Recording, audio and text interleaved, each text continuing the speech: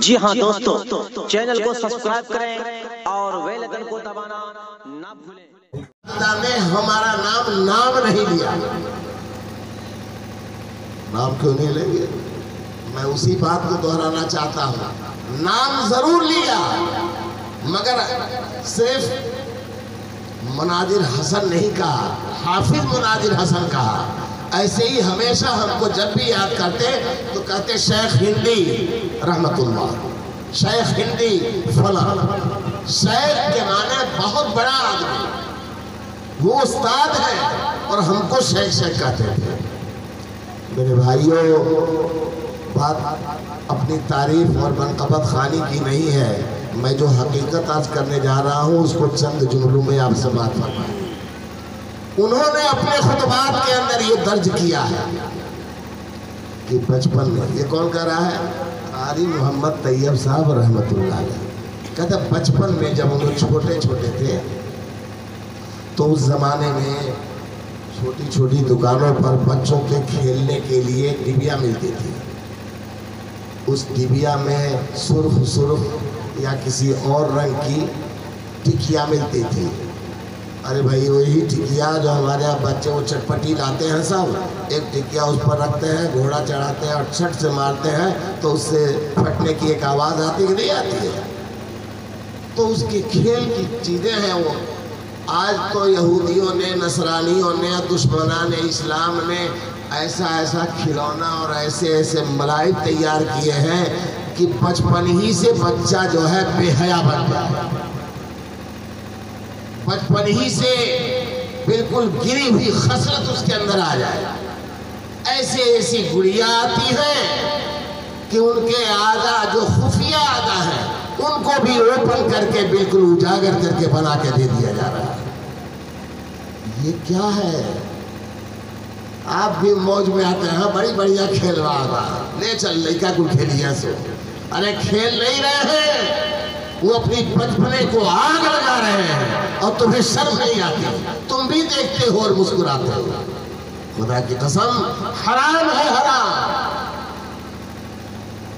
قاری طیب صاحب رحمت اللہ علیہ فرماتے ہیں کہ اس زمانے میں وہ ملتی تھی ڈبیا، 2 پیسے میں 1 پیسے میں ہم لوگ خریدتے تھے، تو اس کے کھیلنے کا انداز یہ تھا کہ کٹورے میں پانی رکھ لیا جاتا تھا اور جب ایک ٹکیا اس میں ڈالتے تھے تو 1 منٹ کے بعد اس سے وہی آواز پیدا ہوتی تھی جو چٹپٹی سے تیار ہوتی ہے، ٹک سے آواز ہوتی تھی اور اس کے بعد وہ پانی کے اندر وہ پھٹ جاتی تھی تو کسی ٹکیا کے اندر اونٹ نکلتا تھا، کسی ٹکیا کے اندر گلاب کا پھول نکلتا تھا، کسی ٹکیا کے اندر کاغذ کا آم بنا بنایا پکا ہوا نکلتا تھا، کسی میں کیلا نکلتا تھا، کسی میں شیر نکلتا تھا، کسی میں گھوڑا تو کسی میں کتا نکلتا تھا۔ یہ کھیل تھا ہمارا۔ آج جب اللہ والے ہم کو سناتے ہیں کہ میرے بھائیوں خود قرآن پڑھو، اپنے بچوں کو پڑھاؤ، میری آواز بہت دور تک جا رہی ہے، میرے برادران وطن بھی سن رہے ہیں، وہ بھی ان حقیقت سے واقف ہو جائیں اور جن کو ضرورت ہو ریسرچ کر کے دیکھیں۔ قرآن وہ عظیم کتاب ہے جو تمہاری دنیا کو بھی تابناک بنانے والا ہے اور تمہاری آخرت کو بھی سرخروئی سے نوازنے والا ہے، ہمیشہ کی راحتوں، آرام اور نعمتوں کو ضمانت دینے والا ہے۔ لیکن حال ہمارا انہی بچوں جیسا ہے کہ ڈبیا میں تابتر رکھی ہوئی چھوٹی سی ٹکیا میں گھوڑا کہاں سے، آم اور اونٹ کہاں سے، محل کہاں سے، ریل گاڑی کہاں سے، ہوائی جہاز کہاں سے اور فلاں کہاں سے۔ ایسے ہی ہم جاہل سوچتے ہیں کہ ایک قرآن سے اتنا بڑا سب کام کہاں سے ہو پائے گا۔ میرے بھائیوں، بزرگوں اور دوستوں، ارے قرآن کریم وہ نسخہ کیمیا ہے جس کا ہم نے ابھی اندازہ نہیں لگایا ہے، نہ لگانے کی کوشش کیا ہے۔ خدا کی قسم یہ قرآن ہی وہ کتاب ہے، واحد کتاب ہے دنیا کے اندر جس کو کئی اعتبار سے چیلنج کیا جا سکتا ہے۔ سب سے بڑا چیلنج تو یہ ہے کہ ہم چونکہ قرآن پڑھتے نہیں تو اتنی اس سے گھبراہٹ اور اکتاہٹ ہے۔ اچھا یہ بتاؤ اس قرآن سے کون گھبراتا ہے؟ قرآن سے نہیں، آپ کو بولنے کی ہمت ہے تو ہم سے سنیے، قرآن سے شیطان گھبراتا ہے، قرآن سے بے ایمان گھبراتا ہے، قرآن سے چور گھبراتا ہے۔ اگر یہ گھبراہٹ ہمارے دلوں کے اندر بھی ہے تو یاد رکھو ایسے گھبرانے والے سب کے سب یا تو بے ایمان ہے یا چور ہے یا شیطان ہے۔ ایمان والا نہیں کبھی گھبرائے گا۔ اور خدا کی قسم قرآن سے محبت ایسی کرو، الفت رکھو، عزت رکھو، اور پھر اس سے جو تم کو پڑھنے کے بعد چاشنی ملے گی، جو سکون ملے گا، جو راحت ملے گی۔ اب یہ نعت پڑھ رہے تھے، ایک دن سنا تھا کہ جب قرآن کی لذت سے واقف ہو جائیں گے تو نعتیں سننا بھول جاؤ گے، گانے نہیں، نعتیں نہیں، گانے سننا بھول جاؤ گے۔ ہم لٹو ہیں گانوں پر، بدتمیزی اور بے حیائی کے کلمات پر ہم لٹو ہیں، اور قرآن کہتا ہے قرآن سے محبت کرو۔ ایک اعتراض اور ہوتا ہے، بہت پرانی کتاب ہو گئی، بہت پرانی کتاب ہو گئی۔ ارے 1400 سال سے زیادہ تو ہو ہی گئی ہے۔ میرے بھائیوں، یہ قرآن اللہ کی ذات سے نکلا ہوا کلام ہے، پہلے ذہن میں بٹھا لیجیے۔ تو جتنا پرانا اللہ ہے اتنا ہی پرانا اس کا کلام بھی ہوگا۔ یہ پرانا والا ہونا یہ کوئی عیب کی بات ہے؟ آج ہمارے آپ کے درمیان بہت سارے لوگ موجود ہوں گے جن کے ابا بھی اس میں موجود ہوں گے، تو یار وہ بھی تو پرانے ہو گئے ہیں۔ تمہاری تھیوری کے مطلب بھی روز روز ایک ہی بات کب تک چلے گا؟ دوسرا بنا لو۔ یہ پرانا ہونا کوئی عیب کی بات ہے تو غلط ہے، ہمارا تمہارا یہ بیان ہے اور بناوٹ ہے۔ ہم سے سنیے، قرآن سے عشق رکھنے والے، قرآن سے محبت کرنے والے، ارے جب قرآن کی لذت میں گھس جاؤ گے نہ تمہیں پیاس لگے گی، نہ بھوک لگے گی، نہ کسی ضرورت کا احساس ہوگا۔ اللہ دنیا ہی کے اندر وہ نعمتوں سے آپ کو سیراب کرے گا کہ دنیا کی ساری نعمتیں آپ کے قدموں کی ٹھوکر میں نظر آئیں گی۔ شرط یہ ہے کہ پہلے ہم اس کا احترام کریں۔ ایک جگہ بیان کر رہا تھا، ایک صاحب صبح صبح اپنے گھر لے گئے، کہنے لگے آپ نے کیا سمجھ رکھا ہے، ہم لوگ قرآن کی عزت نہیں کرتے ہیں، یہ دیکھیے وہاں کیا ہے، تو قرآن شریف ہے۔ میں نے کہا کیسے آئے گا؟ سیڑھی منگاؤ جاؤ، سیڑھی منگا کے اتاریں گے، سنا رہے ہیں کہ بہت بڑھیا جزدان میں اس کو رکھا ہے، اتنا 100 روپے کا جزدان لگایا ہوا، اور جب اتروایا گیا تو سال بھر میں اس کی کیٹھی اور گرد سے ایسا ہو گیا تھا کہ اس کو ہاتھ لگانے کو بھی من نہیں کر رہا تھا۔ ہم نے کہا بے شرمی کی انتہا کر رہے ہو یار، یہی عزت ہے۔ اللہ نے قرآن اسی لیے اتارا ہے کہ تم اس کو سیڑھی لگا کر کے اتنا اونچائی پر ٹانگ دو کہ سال بھر آسانی سے کسی کے ہاتھ نہ لگے۔ ارے بس کسی دن جب نانی دادی مرے گی تو اس دن لگوایا جائے گا، اتروایا جائے گا، اور اس دن یہ مولوی صاحب کو پریشان کیا جائے گا۔ اور پڑھیے کیوں؟ اب ہمارے نام کے تو ہے نہیں، ٹھیکہ پر۔ اب یہ بیچارے سیدھے سادے ہیں، اس بے ایمانی کے دور میں بھی اتنا ایمانداری ہے کہ وہاں سے پڑھ کر کے سیدھے آپ ہی کے باپ کو بخشیں گے، حالانکہ ان کو پورا پاور ہے اپنے نانی کے نام سے بخش سکتے ہیں، نہیں بخش سکتے۔ ارے ان کے بھی شامل کر کے ان کو بھی بخشیے گا تو دونوں کو خدا فائدہ پہنچائے گا، اس میں کوئی گھبلا تو نہیں ہے۔ لیکن آپ نے تو ٹھیکہ لے رکھا ہے، بس ہم دولت مند رہیں گے، پیسہ رہے گا تو بڑی میاں مولوی ملی ہے۔ یہی ہماری خناسیت ہے، یہ ذہن سے بھٹک نکال دیجیے۔ کوئی جنازہ پڑھانے والا تیار نہیں ملے گا۔ میرے عزیزو، بات لمبی نہ ہو جائے، میں اتنا مزاج نہیں تھا بنانے کا، آپ کو پریشان کرنے کا۔ ایک آخری بات میں عرض کر کے اپنی بات پوری کر دوں گا، سارے ابھی علماء باقی ہیں۔ اور اتنا کھلائیں گے آپ کو، اتنا پلائیں گے اپنی باتوں سے کہ انشاءاللہ کھانا بھول جائیے گا. آپ معافی کر دیجیے کھانے کے بارے میں، ٹھیک ہے.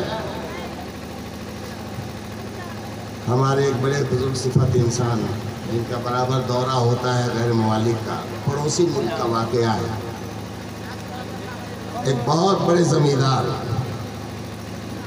شیخ شوکت حاجی بھی تھے. اتفاق سے ان کے 4 بیٹے تھے. اتفاق سے کیا تھے؟ 4 بیٹے. اور چاروں بیٹے ماشاءاللہ ایسے ہونہار اور لائق فائق کہ شوکت صاحب تو ایسے ہی ذمہ دار زمیندار، علاقے کے مکھیا، ایک ان کی الگ شان تھی. اور جب ایسے شان والے لوگ ملتے ہیں نا تو ان کا سارا کام ایٹومیٹک صحیح رخ پر ہوتا چلا جاتا ہے. انہوں نے اپنے بڑے لڑکے کو اتنا پڑھایا اتنا پڑھایا اتنا پڑھایا کہ وہ بیچارے کورٹ کے جج تیار ہو گئے. جب دوسرا بچہ کے پیدائش کا وقت آیا تو اہلیہ نے اپنے شوہر سے بڑی منت سماجت کیا اور یہ کہا کہ آپ میرے سرتاج ہیں، میرے شوہر ہیں، آپ کی مرضی میری مرضی ہے. بہت اچھا ہے، ضد کر کے آپ نے ایک بیٹے کو صرف اس لائن میں ڈال دیا اور اس کو آپ نے جج بنا دیا ہے. آپ کا نام بھی روشن ہو گیا، خاندان اور کل کا بھی نام روشن ہو گیا، پیسے بھی ماشاءاللہ خوب آ رہے ہیں. میری بھی مرضی ہے، چونکہ بچہ پیدا کرنے میں میں بھی آپ کی شریک کار ہوں، میں بھی قربانی دے کے اپنا خون جگر نچوڑ کر کے اپنا دودھ پلا کے اس کی میں نے پرورش کی ہے. میرا بھی کچھ حق ہے کہ نہیں ہے؟ کہا ہے بالکل ہے. تو بولو کیا چاہتی ہو؟ کہا اس بچے کو اللہ کے واسطے مولوی صاحب کے حوالے کیجئے، اللہ کا کلام پڑھوائیے، قرآن کی تعلیم دلوائیے، رسول اللہ کا میراث کا حصے دار بنوائیے. شوکت صاحب اتنے لال پیلے ہوئے کہ بس وہی آخری 3 گولیے بھر نہیں مارے. کہا زبان بند رکھنا، ابھی ایسا کوئی پروگرام نہیں ہے. اس لڑکے کو قوم کی ضرورت ہے، بہترین اس کو ڈاکٹر بنانا ہے، اس کو سرجن بنانا ہے، اور بہت بڑا ہاسپیٹل کا میں نے سپنا دیکھ رکھا ہے، میں نے وہ سب کرنا ہے. بیچاری عورت شوہر کے سامنے بھائی ماتحت ہے، صبر کے گھونٹ پی لیا اس نے اور صبر کر لیا. چنانچہ دوسرے بچے کو انہوں نے ڈاکٹری کی تعلیم دی، بہترین تعلیم حاصل کیا. واقعی جو انہوں نے سپنا دیکھا وہ سارے سپنے سجنے لگے. تیسرے بچے کے مرحلے پر پھر عورت نے دبے لفظوں میں اپنی درخواست پیش کی اور بہت منت سماجت کیا کہ کم سے کم یہ تیسرا ہے، پتہ نہیں چوتھے کا نمبر آئے نہ آئے. لیکن یہ دنیا دار جب اپنے گھمنڈ میں آتے ہیں تو ایسے نمرود و فرعون بنتے ہیں جیسے لگتا ہے خدائی بھی انہی کے لیے رجسٹرڈ ہے. کہنے لگے ایسی ویسی بات تو کیوں کرتی ہے؟ ابھی اپنی زبان بند رکھ. اور کیوں نہیں چوتھا ہوگا؟ چوتھا بھی ہوگا، یقیناً ہوگا، پھر تو جیسی چاہے ویسا کر لینا، مگر یہ تیسرے کو میرے مرضی کے مطابق چھوڑ دے. چلیے بھائی، تو پہلا والا جج بنا، دوسرا والا ڈاکٹر بنا، اور تیسرا والا جو ہے وکیل بنا، وہ انجینئر بنا، بہت بڑا انجینئر بنا. آخرکار اللہ تعالیٰ نے اس بیچاری کا بھی سن لیا اور آخر میں پیٹ پوچھنے کے لیے آخری اولاد عطا فرمائی. تو عورت نے کہا کہ اب اس کے بعد آپ کا پاور ختم، اب آپ نہیں کچھ کر سکتے، اپنے وعدے سے ہار چکے ہیں. یہ میری مرضی کے مطابق انشاءاللہ مکتب میں جائے گا، قرآن پڑھے گا، مولوی صاحب کے حوالے کر دوں گی، یہ ہمارے لیے آخرت کا وراثت بنے گا. وہ بھی بیچارے اب تھک آ چکے تھے، خاموش ہو گئے. اب حشر کیا ہوتا ہے؟ अरे भाई हाई एजुकेशन हमने दिया है बच्चे को, तो हाई कोर्ट है इलाहाबाद में, सुप्रीम कोर्ट है दिल्ली में, इनमें से जहाँ का भी जज बनेगा तो वो अपनी फैमिली के साथ वहाँ रहेगा कि अपने नरकुल छपरा में रहेगा? वो वहाँ चला गया। जो हाई एजुकेशन से मुतासिर होकर फैज़याब होकर बेहतरीन इंजीनियर बना तो उसकी ड्यूटी बेंगलोर में लग गई, तो वो तो यहाँ क्या रहेगा? ज़रूरत पड़ेगी कंपनी उसको शारजा भेज देती है, कभी दुबई भेजती है, तो अपनी विद फैमिली सारी दुनिया का सैर कर रहा है। यहाँ शौकत मियाँ उनकी बीवी रात भर हो रहा है, कोई एक टेबलेट लेकर के देने वाला नहीं। डॉक्टर अपनी मस्ती में है, वो अपने कारोबार में लगा हुआ है, बड़ा सा बड़ा हॉस्पिटल चला रहा है। साल में कभी कभार 6 महीने पर, अरे ईद और बकरीद समझ लीजिए, बच्चे इकट्ठा होते हैं, या कभी एक आया 2 नहीं आए, कभी 2 आए तो 1 नहीं आया, कभी कभार इकट्ठा होते हैं तो गिने चुने लिमिटेड वक्त के लिए, 3 दिन के लिए, 2 दिन के लिए, जब तक वो है बड़ी बहार है, जैसे लग रहा है दुनिया भर की सारी बहार उसी घर में आ गई है, मगर तीसरे दिन सब गुड नाइट गुड मॉर्निंग करके आगे निकल जाते हैं। हालत इस कदर बिगड़ी कि सारे बच्चे अपने अपने मुस्तकबिल को संवारने और अपने बच्चों की मुस्तकबिल संवारने में परदेश की जिंदगी गुजारने लगे। लेकिन वही एक बच्चा जो सबसे लास्ट बच्चा है, क्या बनाया था उसको अम्मी ने? अरे बोलो हाफिज जी, क्या बनाया था? हाफिज जी।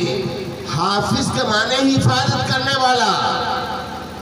अल्लाह ने उसको कुरान की हिफाजत करने पर यह लक़ब दिया था, मगर कुर्बान जाइए खुदा की इस इनायत पर, उसी के ज़िम्न में अल्लाह ने उसी हाफिज को माँ बाप के बुढ़ापे का भी हिफाजत बना दिया। सारे किनारे हो जाते हैं, साल में भी तौफीक नहीं होती, लेकिन वाकई जिसको दीन की तालीम मिली है, आप भले मस्ती करें, अपने खिलवाड़ों में लगे रहें, नहीं रोजाना तो हफ्ते में नहीं तो महीने में, और नहीं किसी न किसी दिन जब भी आधा मौका मिल जाए, बेचारा तनहा कब्रिस्तान जाता है और माँ की कब्र को ढूंढ करके वहां रोता हो, दुआएं करके आता है, बाप की कब्र पर पहुंचता है और इसाले सवाब करके आता है। अब तुम इस मस्ती में हो कि पैसा की कमी नहीं है, बुला लेंगे एक के दिन 2-4 हज़ार हाफिज आलिम का ठेका लेकर के, तो याद रखो ठीका पर वही दुआ होती है।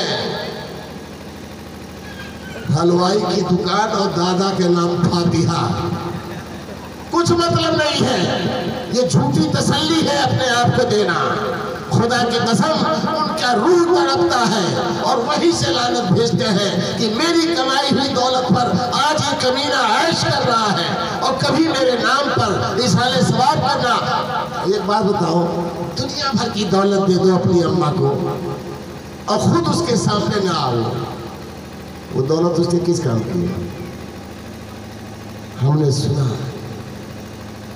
बड़े से बड़ा डॉक्टर कर दिया, पूरा हॉस्पिटल बुलवा दिया घर में, माँ न खा रही है न पी रही है, घुट घुट करके आंखें फाड़ फाड़ के देख रही, बेटा कहाँ है, बेटा कहाँ है। डॉक्टरों ने कहे कि भैया हमको माफ करो, हमको जाने दो, ये सिर्फ तुमको तलाशती है तो हम लोगों को क्यों तुमने बराबर बुला रखा है। आखिरकार तंग आकर के उसका बेटा जो है बहुत बड़ा स्मार्ट और बहुत बड़ा खूबियों वाला नाम वाला था, उसके पास जाकर के पहुंचा और लगा डांटने, अम्मा आखिर तू चाहती क्या है? तेरे पास खादिमों का मैंने ये फौज लगा रखा है, ये नौकरानियां हैं, तुम्हारे मिनट पर तुम्हारा कपड़ा बदल सकती है, तुमको पाक साफ कर सकती है, तुम्हें राहत आराम पहुंचा सकती है। ये डॉक्टर है, चेकअप करने वाले, दवा देने वाले, सब इंतजाम करने वाले सब लगे हुए हैं, आखिर तू क्या चाहती है? तो माँ ने एक जुमला आखिरी कहा, बेटा मुझे ये फौज की जरूरत है, इन सारी डिस्पेंसरी की ज़रूरत नहीं, ये खुद्दाम और नौकरानियों की ज़रूरत नहीं। मेरे लिए तो तू सिर्फ है, एक टेबलेट खिला देगा मैं शिफा पा जाऊंगा, अपने हाथ से एक लुकमा खिला देगा मैं शिफा पा जाऊंगी, तंदुरुस्त हो जाऊंगी। ये है माँ बाप की तमन्ना। और हम दौलत के नशे में इतने बदमस्त और क्या बताया जाए नाफरमान हो गए हैं कि हमने उसके जज्बात को समझने की कभी कोशिश नहीं की है। तो मैं ये किस्सा सुना रहा था शौकत साहब चौधरी के बारे में कि 3 बेटे तो अपना अपना दुनिया संभाल रहे हैं, वही एक हाफिज जी है। अभी 3-4 रोज पहले आज की तारीख में पिछली तारीख और तहजीब का एक नमूना मैंने पढ़ा एक मैसेज के अंदर कि एक कुएं पर, गांव में एक ही कुआं, वहीं से सारा गांव पानी निकालता है।